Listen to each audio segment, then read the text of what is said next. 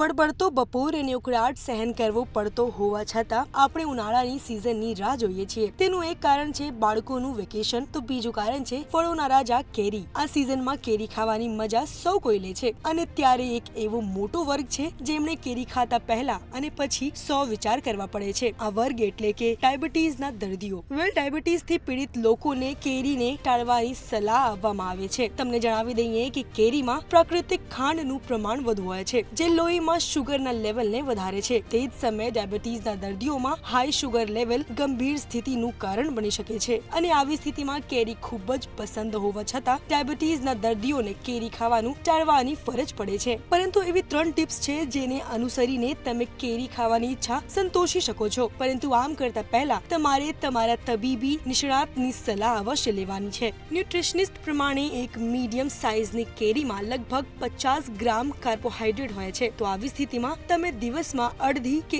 1 કેરી ખાઈ શકો છો. પરંતુ કેટલીક ખાસ વાતોનું તમને ધ્યાન રાખવું પડશે, જેમ કે કાર્બોહાઈડ્રેટથી ભરપૂર ખોરાક શુગર લેવલને ઝડપથી વધારી શકે છે. તો કેરી ખાતા પહેલા તમે હાઈ ફાઈબર અને હેલ્ધી ફેટથી ભરપૂર ખોરાકનું સેવન કરો. નેક્સ્ટ કે તમે જે રોજ કસરત કરો છો તો તેના કરતા થોડું વધારે કસરત કરવાનું કે ચાલવાનું રાખો. આ સિવાય જેટલું પોસિબલ હોય તેટલું તમારા બીજા ડાયટમાં ફેરફાર કરો, જેમાં કાર્બનનું પ્રમાણ વધારે હોય છે. અને છેલ્લી વસ્તુ કે કેરીને લીધે શરીરને તકલીફ ન પડે તે માટે કેરીનો રસ, શેક, આઈસ્ક્રીમ કે બીજા કોઈ કેરીની વસ્તુઓ ન ખાઓ. ઇનફેક્ટ કેરી કાપી તેમાં કંઈ પણ ઉમેર્યા વિના તેને ખાવાથી કેરી ખાવાની મજા પણ માણશો અને શુગર લેવલ પણ કંટ્રોલમાં રહેશે.